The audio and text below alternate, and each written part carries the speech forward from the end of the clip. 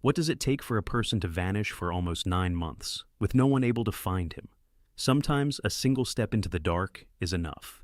In November of 2020, a tourist from Sochi descended alone into Veryovkina, the deepest cave on the planet, in the mountains of Abkhazia, more than 2 kilometers straight down. He told almost no one about his plans. Months later, at a depth of 1,100 meters, an expedition found him, hanging on the very rope he was never able to climb back up.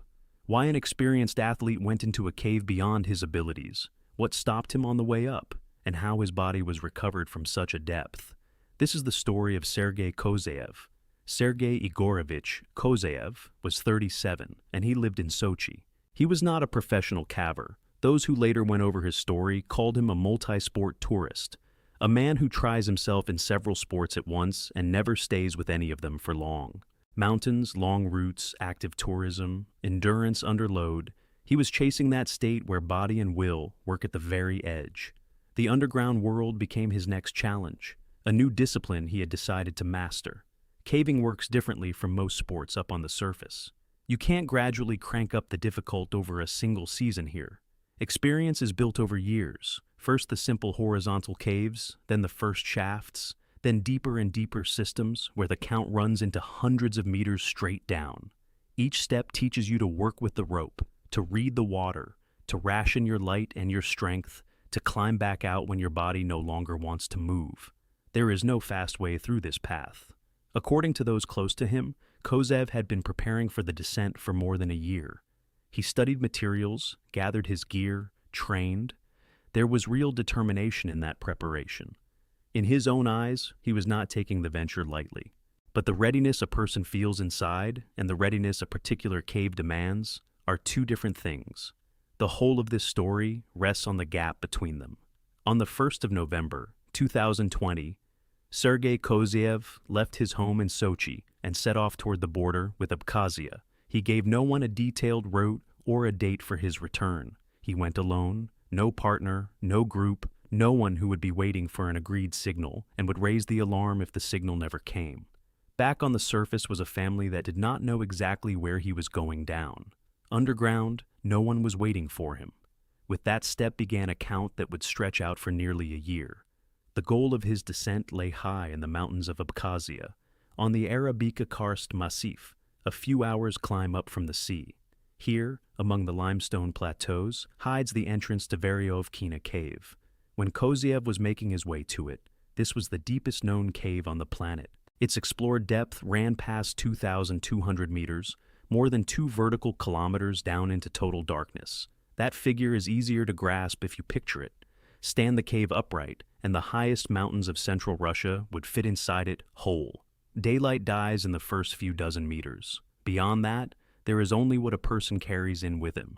Karst is limestone dissolved by water, and water bored out Veryovkina over thousands of years, like a giant borehole sunk into the body of the mountain.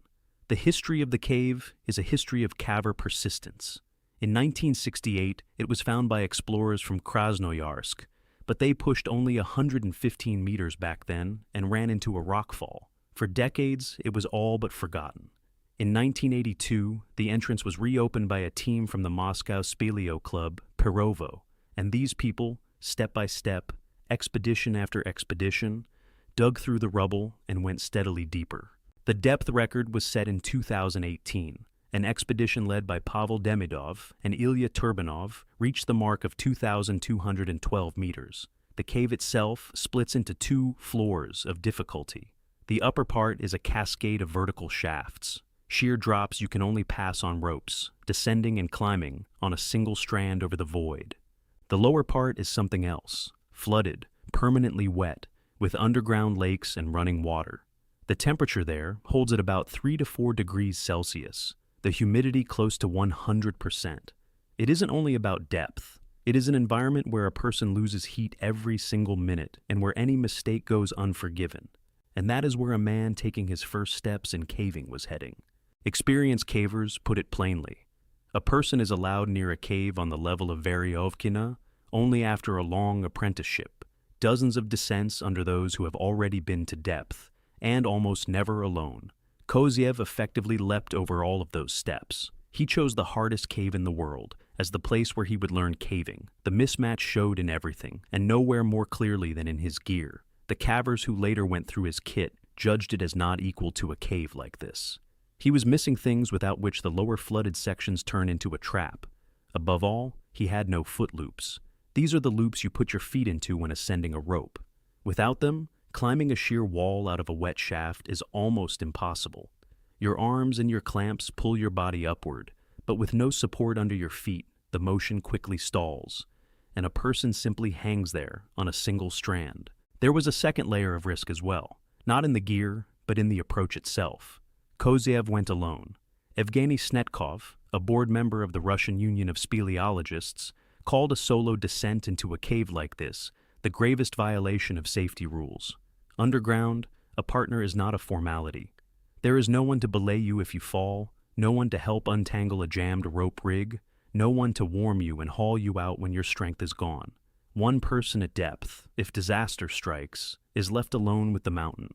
And one more thing. There was no rescue plan left up on the surface at all. No one knew which cave he was actually in or when to expect him back. Even if someone had realized in time, there would have been nowhere to search. 3 things: a cave beyond his abilities, incomplete gear, and solitude with no backup, lined up into a single track before he had even taken his first step underground. To understand what happened to him underground, you have to picture how a cave like this is passed at all. Veryovkina is a vertical system, and movement in it is built on a technique cavers call SRT, single rope technique. Behind those letters sits a simple idea. A person works the rope himself, without ladders, relying only on gear fixed to his own harness. You go down on a descender. The rope runs through it, friction lets you slide smoothly into the void of the shaft, and you control the speed with your hand. This is relatively fast and doesn't demand enormous effort. The climb back up, though, is a whole different job. Here you go.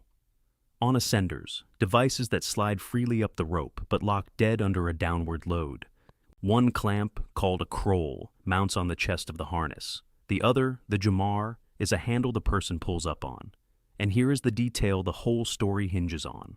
To climb on ascenders, you need foot loops, stirrups for your feet, attached to the jumar. The ascent goes like walking up an invisible ladder. Stand in the loop, straighten the leg, slide the chest clamp higher, stand again.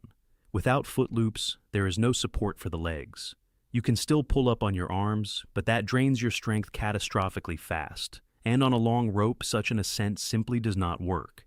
Each shaft of the cave is passed separately. There are dozens of them. The descent takes hours, the climb back even longer. Any piece of gear lost underground, any knot tied wrong, any mistake on the rigging, the way the rope is anchored to the wall, can cost a life. Often there is nothing and no one left to fix it. Going down into Veryovkina is technically easier than climbing out. And it is this gap between the ease of going down and the difficulty of getting out that newcomers usually underestimate. It seems Sergei Kozeev underestimated it too. Around the 2nd of November, 2020, he reaches the entrance and begins his descent. The exact timeline of those first hours cannot be reconstructed. There were no witnesses. But the general picture is clear from the cave itself. The first few hundred meters of Veryovkina are a succession of shafts and narrow passages leading steeply downward.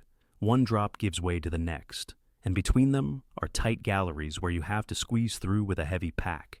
He moves alone and carries everything on his back: rope gear, food supplies, spare batteries, light sources. Underground, weight feels different than it does on a trail. Each shaft has to be rigged or passed on already fixed rope. You descend, unclip, gather your gear, and move on. It is slow, methodical work, and it demands complete concentration.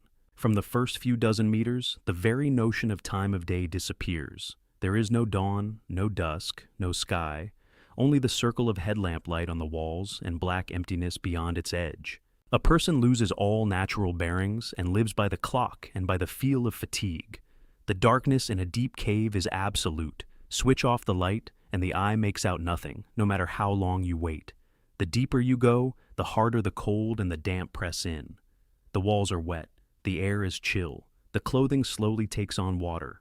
According to the investigation, Kozeev spent in total about a week in the cave, up to the moment of his death. That means he did not race the descent at a gallop, but moved at a steady pace, with stops. The first major point on his route is an established underground camp at a depth of around 600 meters. On large expeditions, cavers rest here, dry out, store reserves of food and gear, and cook hot meals, something like a base camp underground, where you catch your breath before the lower part of the cave. By the reconstruction of events, this is where he made his major stop before descending into the lower section. Down to the 600-meter mark, the route, for all its difficulty, still lay within the range you can come back from.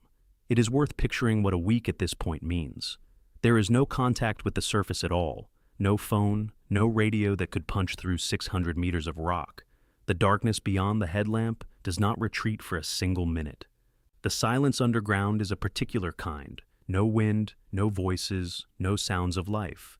Only the occasional ring of dripping water and the noise of water somewhere deep below. For a person who came here alone, all of this adds up to a heavy psychological load. The isolation presses in, and the fatigue from the descent piles up. And at this point, he faced the choice that decided everything. The sensible, safe option was obvious. Rest, then begin the climb back to the exit. 600 meters is a serious depth, but he had descended here on his own and could, in principle, climb back up the same way, shaft by shaft. That descent alone would have been enough to gain real experience and return home in one piece. But he decides otherwise. Instead of turning upward, Kozeev prepares to go deeper still, into the lower part of the cave, the most complex and dangerous. What drove him in that moment, we cannot know. A desire to reach farther, the thrill of it, a sense that he still had strength left. There were no witnesses, and he kept no journal. Only the outcome is known. From the camp at -600, his path led not toward the light, but toward the water. Below the permanent camp, the cave changes its character. If the upper 600 meters are mostly dry or moderately damp shafts, deeper down, everything is different. The lower parts of Veryovkina are the ancient collector of a karst aquifer system, a giant underground drainage network through which water has been leaving the massif for thousands of years. It isn't simply damp here. Here the water flows constantly, forms streams, fills the shafts, and gathers into underground lakes. For a person, this is an entirely different physics of movement. On a flooded drop, the rope is wet and slick, chilling the hands and gripping the clamps less well. The suit soaks through within minutes, and the only thing that can save you from that is good insulating gear, a wetsuit or a special undersuit. It is precisely for sections like these that you need those very foot loops to climb a sheer wall up out of the water. Kozeev did not have the full arsenal for this environment. And here the brutal rule of the vertical comes into force. Every meter passed downward has to be paid back upward later, with far greater effort and on far greater fatigue. The trouble is that the reserve of strength for the way back melts away unnoticed, while the body almost slides down on its own. The farther a person goes, the longer and harder his road back to the exit becomes. Kozeev keeps descending. He passes the flooded shafts one after another and reaches a depth of about 1,100 meters below the surface, almost twice as deep as his camp. This is already a zone usually entered only by strong, well-drilled teams with full technical support. And he ended up here alone, with incomplete gear, after several days underground. It is at this depth that his descent would break off. Beyond this begins the place from which he would not return. And this place in Veryovkina is one of the technically hardest on the entire route. Here flooded drops, an underground lake, and constant ice-cold water all come together. To get back to the surface, you have to pass these shafts in reverse, climbing up the wet ropes, overcoming each drop on ascenders. And this is what proved impossible for him. Without foot loops, climbing a wet drop turns into a fight that a person loses. On a short, dry rope, you can still somehow crawl upward on your arms alone. On a long shaft, slick with water, after a long descent, in the cold, almost not at all. By the caver's reconstruction, at some point he stopped making progress upward and was left hanging on the rope. From there, everything turns against him very fast. When a person hangs motionless on a rope, in the cold, this becomes dangerous. Soaked clothing and air just 3 to 4 degrees above freezing holds heat poorly, and the body cools very quickly. The water running down the rope and the walls only speeds this up. Wet and immobile, he had nothing left to warm himself with. The exact sequence of his last hours cannot be reconstructed. There was no one nearby who could tell it.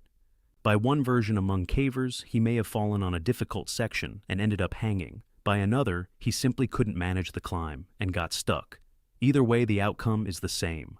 At this depth, in total darkness, with no contact and no partner, he was caught in a situation a person of his level of training could no longer get out of. The trap did not snap shut all at once. It was assembling step by step over his entire descent, and here, at minus 1100, it closed for good. If we speak of the most likely cause of death, the cavers agree on hypothermia. Evgeny Snetkov, going over the case, pointed directly to the temperature. At such a depth, the air is warmed to only 3 or 4 degrees above freezing, and a cold, wet person loses strength very fast. This is not the kind of death that comes in an instant. It is a gradual fading when the body stops coping with the cold. It is worth explaining how hypothermia works, because the whole essence of what happened lies in it. The body constantly holds an internal temperature of around 36.5 degrees. When it is cold and damp all around, the body gives off heat to the outside. First, the shivering kicks in. The muscles try to warm the body through movement. But if a person can't move, warm up, change into dry clothes, and eat, more heat leaves than is produced. Then the muscles weaken, the mind grows foggy, the movements become imprecise. At some stage, a person is already physically unable to climb a rope, even with the right gear in hand. In this environment, everything was working against him at once. A cold draft pulls through the shafts, and there is simply nowhere for clothing to dry. Each such factor on its own is merely unpleasant, but together, for a person without proper protection and with no chance to warm up, they are lethal. And the hardest part here is that there was no one nearby. A partner would have noticed the first signs of hypothermia sooner than the person himself. The slurred speech, the slowed movements, that minute when the climb can still be stopped and you can warm up.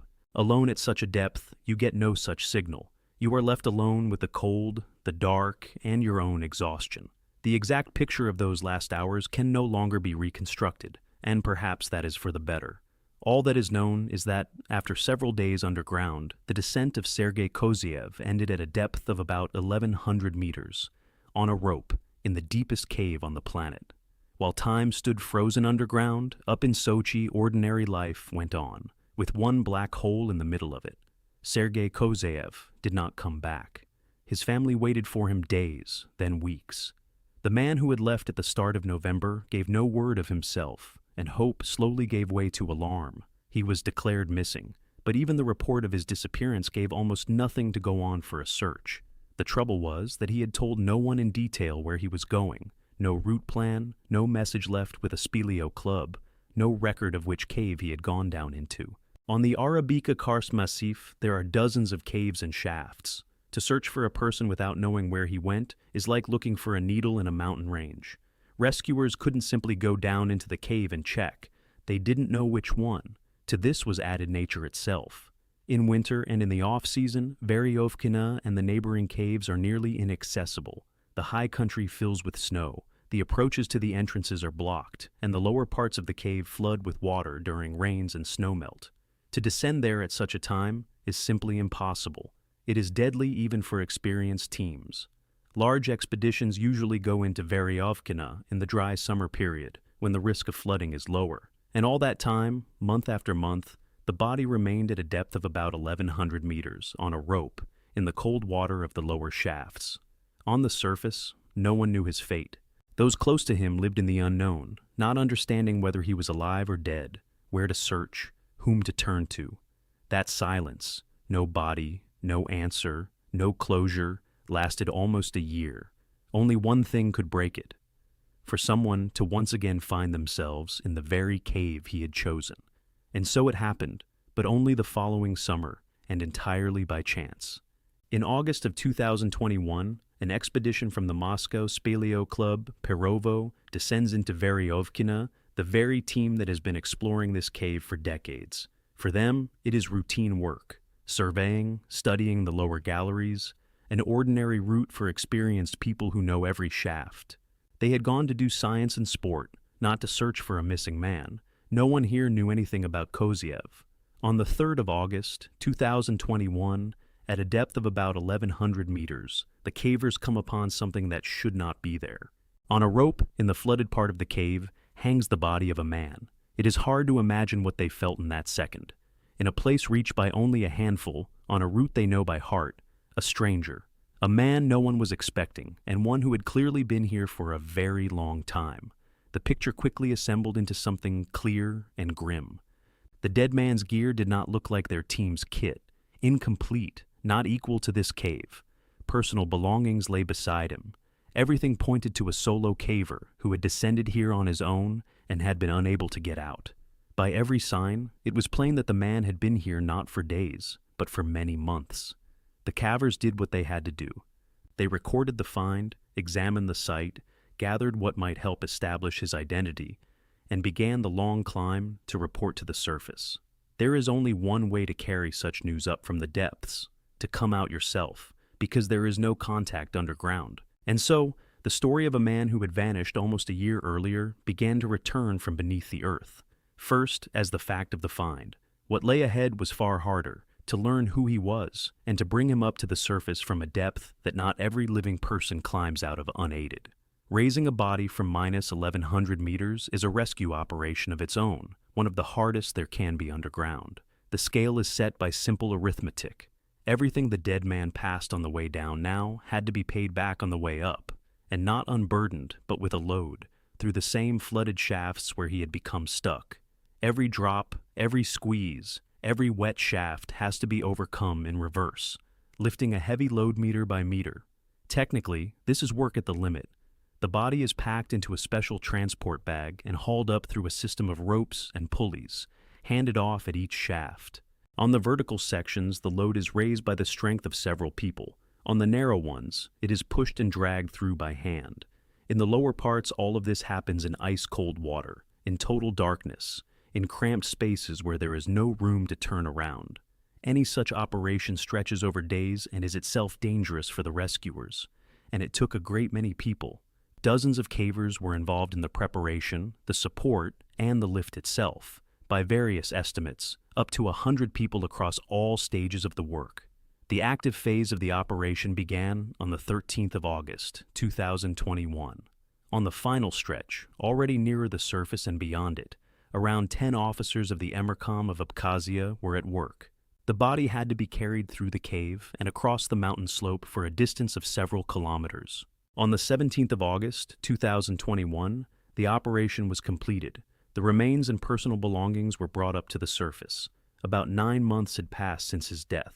The man who had gone underground at the start of November and vanished without a trace returned to the surface only at the end of the following summer, and he was brought up by the hands of complete strangers who risked themselves so that he would not remain in that cave forever.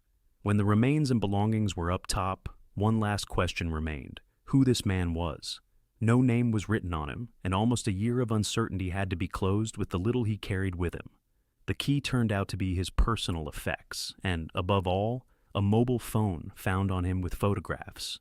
From the pictures and the items, investigators were able to reach the circle of the missing man's relatives. The identification was confirmed by his wife, who came to Abkhazia. And so, the nameless body from the depths acquired a name: Sergei Kozeev, 37 years old, a resident of Sochi.